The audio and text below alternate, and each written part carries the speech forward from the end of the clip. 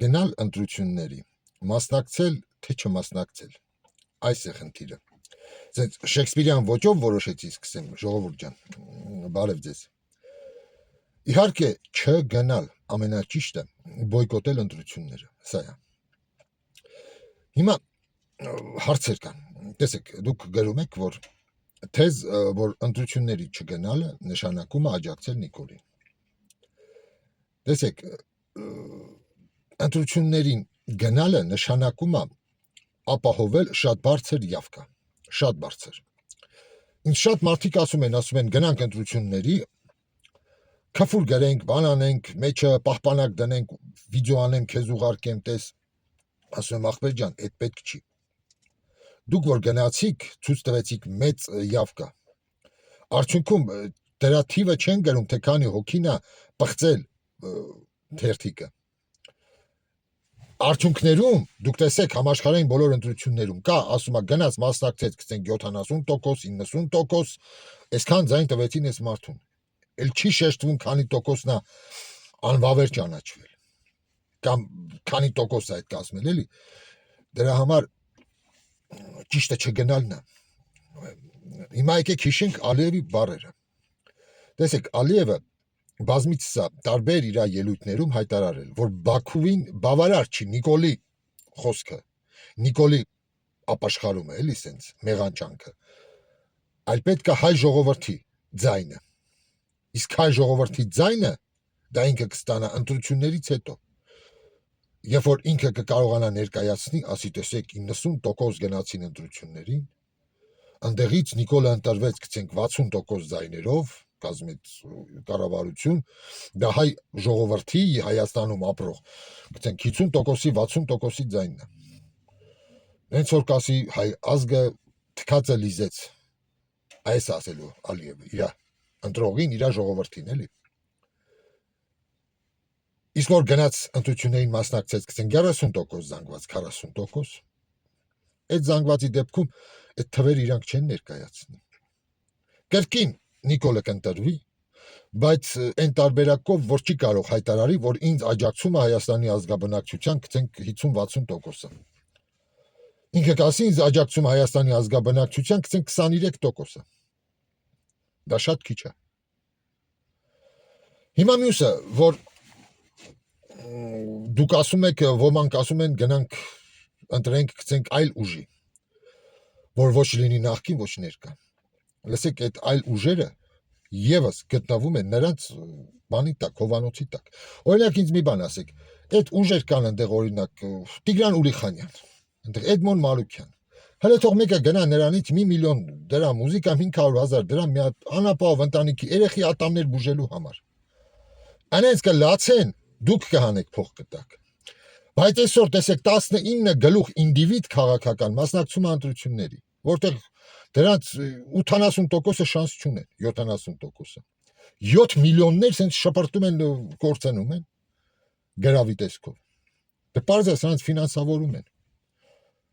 Այստեղ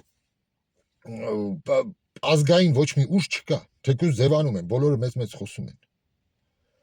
Նայում ես Շիրինյանը էն էլ է մասնակցում ոնց որ։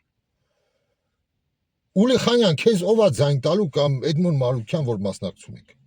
Այն մնացած կան, որ անուններն են նույնիսկ չեմ ճանաչում։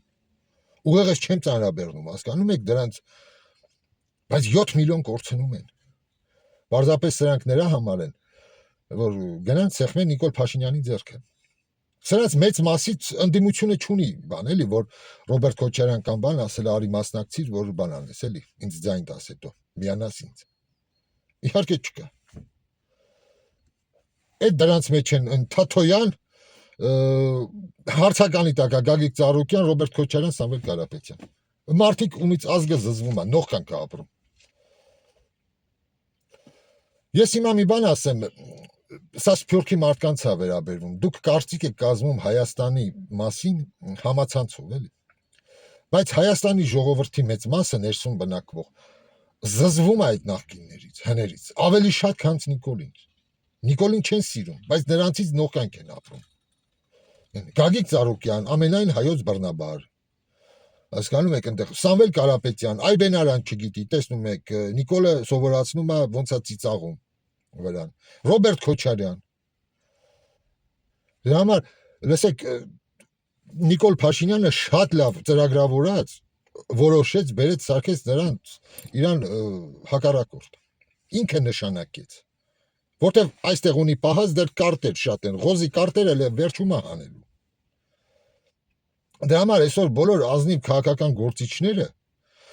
վերլուծաբանները, անալիտիկները շատ լավ հասկանում են, որ Նիկոլը հաղթելու է։ Դրա համար ինչ տարբերություն, ինչ արդյունքով հաղթի։ Հաղթի այն արդյունքում, որ ինքը ներկայացնի աշխարհին 25% աջակցություն, թե 60%, 55%, եթե գրանցվի բարձր մասնակցություն։ Այստեղ է հարցը։ Լինել թե չլինել, գնալ թե չգնալ։ Իհարկե չգնալ։ Որ գնացիք տալու եք իրան այդ մեծ կոզերը, որ կանգնի խոսա հայ ազգի անունից, բայց չի խոսա ինքը նրա մասին, որ հենց դու գնալու ես, պղծես այդ թուղթը, ճղես, փչացնես ու գցես ծրարը։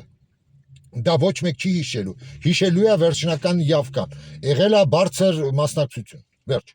Էդ է գրանցվելու 90% հայ ազգը գնաց ընտրությունների։ Բայց այդ 90%-ից 30%-ը գնաց, գցենք, պահպանակ առավ դրեց մեջը կեղտոտ, դրեց ծրարի մեջ, դա ոչ մեկ չի հիշելու, չեն ասելու։ Ասելու են Նիկոլը ունի ազգի 55% աջակցություն։ Այդ դրա համար չպետք է գնանք։ Այսօր այս ամբողջ ընտրությունները դա ծրագրավորված է ազգային անվտանգության կողմից, այդ ուղեղային կենտրոնների կողմից։ Ձեզ թվում է Ռոբերտ Քոչարյան, Սամվել Կարապետյան, նրանց այդ թիմերը, որ այսքան ցուցադրում էին գերեզմաններ, էլի, եռաբլուրը, ինչի համար, որ մեկն էլ հավեսինգնի ասի, վախ, արայց ոնց էին բալեն ընդե պարկաշ չի, ես էլ գնանք դեպի պատերազմ, այ տվեցին Նիկոլ Փաշինյանին այս թեզն էլ, որ նրանք պատերազմի կուսակցություն են, իսկ սրանք խաղաղության, իսկ մարդիկ խաղաղություն են ուզում, որտեղ էլ լինի, որտեղ էլ ապրեն։ Պաղեստինի ժողովուրդն էլ է ուզում խաղաղություն, պարսիկ ժողովուրդն էլ է ուզում։ Դրա համար Նիկոլը հաղթելու է։ Ու հիմա մտածեք, ինչի այս ամեն ինչը եղել։ Դուք տեսնում եք, որ հասկանում են մեծամասնությունը, որ ընդդիմություն, իշխանություն է ձևական որ կան, սրանք մի մոնոլիթ կառույց են իրար հետ։ Սա մի կամոռա է, մաֆիա է, որ տիրում է Հայաստանին հələ դեռ անկախության առաջին իսկ օրվանից։ Նրանց տղաները, նրանց զավակները, տեսեք, այդ Գերդաստանով այս իշխանությունը արդեն պտտվում։ Նայեք, բանը, Շանթ Հարությունյանը Լևոնական էր, հիմա տղեն բանի թիմն է մտել, Արման Թաթոյանի։ Արման Թաթոյան, որ Սերժ Սարգսյանի պրոյեկտն է։ Սերժ Սարգսյանի սանիկներ են M9 մեմեր ինչեր այդ տղեկը, չափալախեցին այնտեղ Շանթ Հարությունյանին։ Նրա տղան հիմա ում թիմում է։ Հասկանում եք, որ ես ասում եմ, այս քաղաքական գործիչների մեծամասնությունը ինձ համար պետոֆիլներից հետո երկրորդ տեղում են, որպես այլասերված, որ չես կարողանում պարկեշտ ուղեղով այդքանը հասկանաս։ Ինչպես չես կարող հասկանաս 4-5 տարեկան երեխային բռնաբարողին։ Նենց էլ ես չեմ կարող հասկանամ Շանթ Հարությունյանի ընտանեկան արժե համակարգը։ Կարող եք հələ բացատրեք։ Դրա համար այստեղ ընտրություն չկա անելու, հարգելիներս։ Չկա։ Ազգը նողկում է, զզվում է օլիգարխիայից, այդ կեղծ բարերարներից։ Ազգը զզվում է Նիկոլից ևս։ Բայց ինչ որ միտեղ ընտրելու է այդ խաղաղությունը, որտեղ շատ ցուցադրեցին ողբ գերեզմաններ, սուկ։ Իսկ ինչի ցուցադրեց Ռոբերտ Քոչարյանը, դաշնակը, որ այսօր վերարտադրվի կրկին Նիկոլ Փաշինյանը։ Տեսնում եք, իրանք այդքան վերլուծություն չունեին, այդքան չէին հասկանում։ Մտածեք, չպետք է գնաք ընտրության, բոյկոտել է պետք է ընտրությունները։ Այս ընտրությունները ծերից ծեր ֆարս են։ Իսկ այս ընտրությունների միակ լավ բանը նա է, որ մաղեց քաղաքական դաշտը, ու ամսի 8-ին հայ ազգը կտեսնի ովքեր մնացին։ Ու ով այսօր ինպես է խոսում, այդ մարդիկ ճիշտ են ու մաքուր մարդիկ են։ Ովքեր այսօր կկանգնեն ու կասեն, սա ընտրություններ չի, բոյկոտել այս ընտրությունները։ 2026 թվականի հունիսի 7-ի ընտրությունները բոյկոտել։ Ով կանի այս հայտարարություն, այդ ձևի մարդիկ պետք է ձևավորեն հետագայում երրորդ ուժը։ Ու երբեք այսօրվա ընտրություններում փայլած դեմքերը, ովքեր մտել են, ովքեր դարել են այս պրոյեկտի մի մաս, դավաճանական, ազգադավ արձգակործան, նրանք պետք է ընդհանրապես դուրս մնան քաղաքականությունից։ Ընդհանրապես։ Սա իմ կարծիքն է։